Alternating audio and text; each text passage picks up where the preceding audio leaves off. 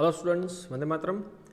Welcome to all of you in this session number 9 of chapter number 6 molecular basis of inheritance. Session number 8 के अंदर हमने discuss किया था DNA का replication जो है वो सेमी कंजर्वेटिव नेचर में होता है. नाउ वो सेमी कंजर्वेटिव नेचर में होने वाले रेप्लिकेशन का experimental proof. So it is now proven that DNA replicates semi conservatively. कि भाई पेरेंटल डीएनए में से जब भी डॉटर डीएनए बनाया जाता है तो डॉटर डीएनए के अंदर जो दो स्ट्रैंड होती है वो दो में से एक स्ट्रैंड पेरेंटल होगी और एक स्ट्रैंड डॉटर की होती है. तो इसकी वजह से ये रेप्लिकेशन को बोला जाता है सेमी कंजर्वेटिव रेप्लिकेशन. तो एक्सपेरिमेंटली सबसे पहले वो देखा गया था इसेरिशिया कोलाई के अंदर and subsequently within the higher organisms such as the plants as well as human cells. तो ये एक्सपेरिमेंटली प्रूव करने की जो डिस्कवरी है perform by Matthew Meselson and Franklin Stahl. So Matthew Meselson and Franklin Stahl performed the experiment in 1958 और ये experiment के through finally हम लोगों को प्रूफ मिलेगा कि एक्चुअल में डीएनए का जो रेप्लिकेशन है वो सेमी कंजर्वेटिव नेचर में होता है. तो सबसे पहले तो फर्स्ट पॉइंट क्या किया उन लोगों ने, they grow Escherichia coli in the medium which containing ammonium chloride NH4Cl. Ammonium chloride वाले मीडियम के अंदर इसेरिशिया कोलाई को ग्रो करवाया गया. पर एमोनियम क्लोराइड के अंदर नाइट्रोजन का आइसोटोप था N15. अब N15 मतलब नाइट्रोजन का कैसा आइसोटोप है, हैवी आइसोटोप है. सो इसेरिशिया कोलाई को सबसे पहले ऐसे मीडियम में ग्रो किया जिसमें एमोनियम क्लोराइड था और वो एमोनियम क्लोराइड में नाइट्रोजन का हैवी आइसोटोप था और वो है N15.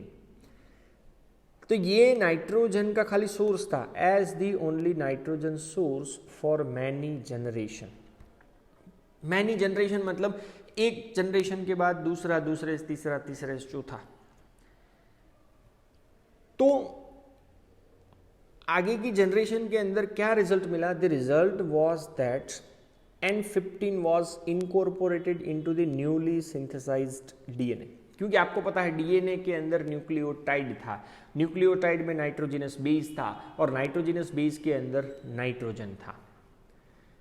सो newly synthesised DNA as well as other nitrogen containing compound. तो जहां जहां पे इसेरिशिया कोलाई के अंदर नाइट्रोजन था वहां पे नाइट्रोजन का कौन सा आइसोटोप चला गया, N15, जो कि नाइट्रोजन का हैवी आइसोटोप था. Okay, this heavy DNA molecule could be distinguished from the normal DNA. अब नॉर्मल डीएनए और हैवी डीएनए दोनों अलग अलग है क्योंकि हैवी डीएनए के पास नाइट्रोजन का तो N15 हैवी आइसोटोप था और नॉर्मल डीएनए के पास नाइट्रोजन का रेगुलर आइसोटोप जिसका नाम है N14. तो इन दोनों को एक दूसरे से सेपरेट करना हो तो कौन सी टेक्निक यूज कर सकते हैं, सेंट्रीफ्यूगेशन. मतलब बहुत ही स्पीड में हमें उसको स्पिन करना है, रोटेट करना है विथ सीजियम क्लोराइड नाम का सॉल्यूशन CsCl. तो जैसे ही ये डीएनए को आप सेंट्रीफ्यूज करोगे सीजियम क्लोराइड के साथ, कौन सा प्रिंसिपल यूज करेगा वो, डेंसिटी ग्रेडियंट का. तो ऑब्वियसली आपको याद रखना है कि डेंसिटी किसकी ज्यादा होती है, हैवी आइसोटोप की. तो यहां पे लिख सकते हैं हायर डेंसिटी और नॉर्मल आइसोटोप की डेंसिटी कैसी होती है, लिमिट्स में, और we can say that lower. So density gradient के बेसिस पे सीजियम क्लोराइड की प्रेजेंस में हैवी और नॉर्मल डीएनए को सेंट्रीफ्यूज नाम की टेक्निक से हम लोग सेपरेट कर सकते हैं. तो यहां पे आपको क्या याद रखना है कि N15 कोई रेडियो एक्टिव आइसोटोप नहीं है. It can be separated from N14 only based on the densities. तो N14 मतलब आपको याद रखना है नॉर्मल आइसोटोप है नाइट्रोजन का एंड N15 नाइट्रोजन का कैसा आइसोटोप है, हैवी आइसोटोप है. तो दोनों को डेंसिटी को ध्यान में रखते हुए सीजियम क्लोराइड नाम के सॉल्यूशन के साथ सेंट्रीफ्यूज करना है ताकि दोनों का एक दूसरे से क्या हो सके, सेपरेशन हो सके। चलो अब क्या किया, तो अब जो हमारे पास इसेरिशिया कोलाई के सेल्स थे ना, उनको ग्रो किया था हमने एमोनियम क्लोराइड वाले मीडियम के अंदर, पर नाइट्रोजन का कौन सा आइसोटोप था, हेवी आइसोटोप था। तो अभी इसेरिशिया कोलाई के पास जितना भी नाइट्रोजन होगा वो कौन सा होगा, N15 वाला। अब मैं क्या करता हूं कि देन दे ट्रांसफर, मतलब ये इसेरिशिया कोलाई के सेल्स को ट्रांसफर किया into a medium with normal ammonium chloride. अब ध्यान से देखना कि एमोनियम क्लोराइड का ही सॉल्यूशन था, पर आइसोटोप हेवी की जगह पे कौन सा था, नॉर्मल था। And took samples at various definite time intervals as these cells are multiplied and extracted separate the DNA that remain as double-stranded helix।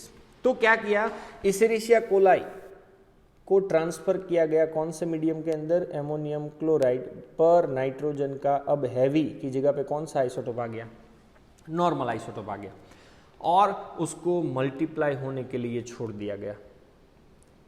तो आप सोच सकते हो कि पहले इसेरिशिया कोलाई के अंदर N15 था, अब N14 आएगा।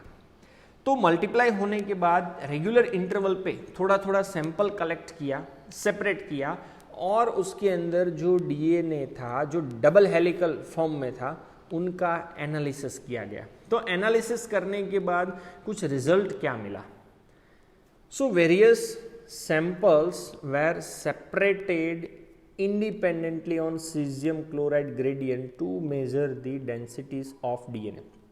क्योंकि अब तो पहले उसके पास N15 था, अब आपने उसको कैसे मीडियम में डाला है, जिसके पास N14 है, तो उसके पास तो DNA दोनों टाइप के होंगे। तो अब हमें ये दोनों टाइप के डीएनए को सेपरेट करना हो तो क्या करेंगे कि वेरियस सैंपल्स जो रेगुलर इंटरवल पे लिए हैं उनको इंडिपेंडेंटली सेपरेट किया जाएगा by the help of caesium chloride gradient centrifugation के थ्रू, ताकि हम लोग वो पर्टिकुलर डीएनए की डेंसिटीज को क्या कर सके, मेजर कर सके। Thus DNA that was extracted isolated from the culture one generation after the transfer from N15 to N14 medium।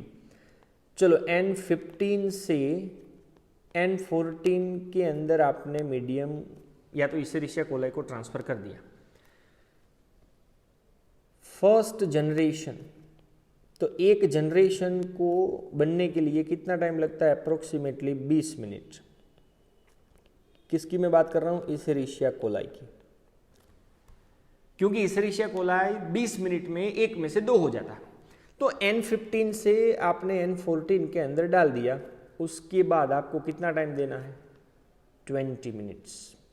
और 20 मिनट्स के बाद आप जो सैंपल कलेक्ट करोगे वो सैंपल होगा फर्स्ट जनरेशन का।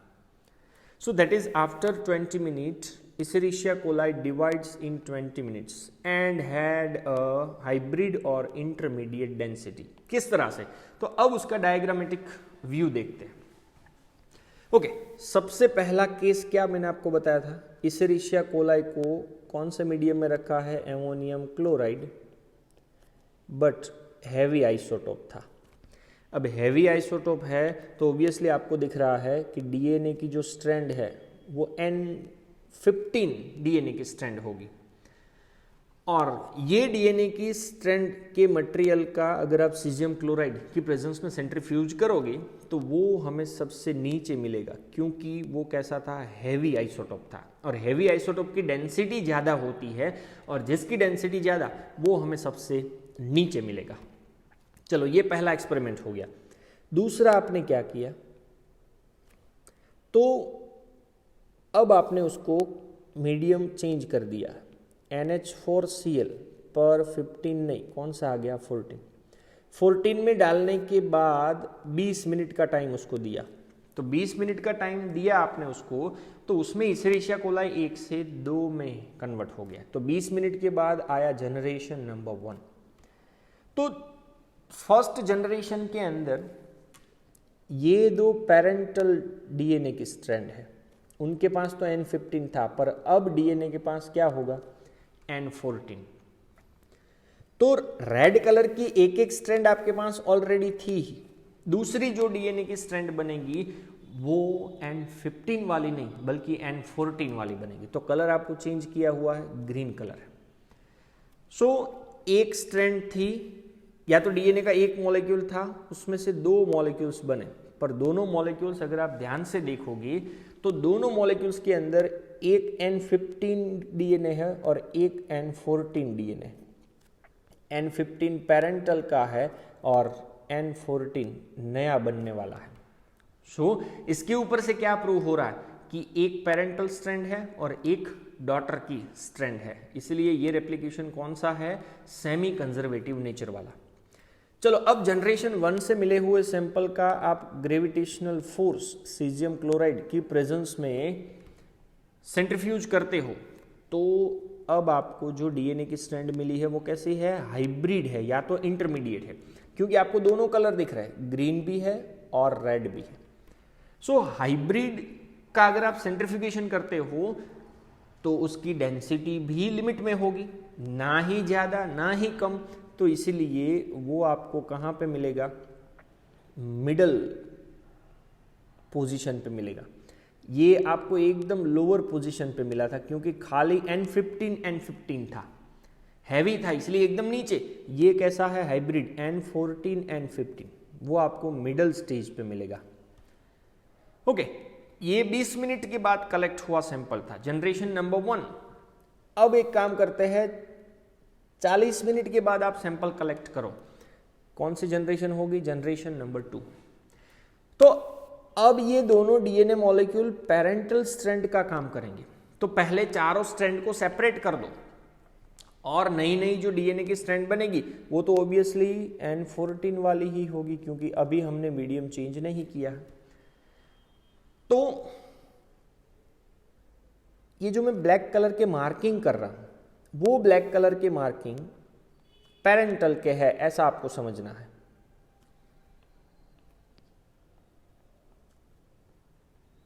चलो 4 स्ट्रैंड हो गई पेरेंटल 2 मॉलिक्यूल्स में से, और 4 स्ट्रैंड नई बनेगी। तो नई बनने वाली स्ट्रैंड को मैं ये रेड कलर से मार्क कर रहा हूं, जो चारों आपको ग्रीन कलर की दिखेगी, और वो चारों कैसी है, N14 वाली। तो इसमें भी आप लोग देख सकते हो कि ये जो कंसिस्टेंसी थी वो आगे भी मेंटेन हो रही है, कि एक स्ट्रैंड बनी पेरेंटल और एक स्ट्रैंड बनी डॉटर की। तो यहां पे भी सेमी कंजर्वेटिव नेचर जो है वो मेंटेन हो पा रहा है। अब एक काम करो, ये सेकेंड जनरेशन से मिलने वाले सैंपल का सीजियम क्लोराइड की प्रेजेंस में आप सेंट्रीफ्यूगेशन करो, तो आपको 2 वेराइटीज मिलेगी। क्यों 2 वेराइटीज, तो वो वेराइटीज में ये फर्स्ट एंड सेकेंड वो तो खाली N14 वाली है, तो वो कैसी होगी, लाइट। ये रहा N14। नंबर 3 एंड नंबर 4 अगर ध्यान से देखो तो वो हाइब्रिड है। तो हाइब्रिड को आप मैंने कहां बताया था, मिडल में N14 N15।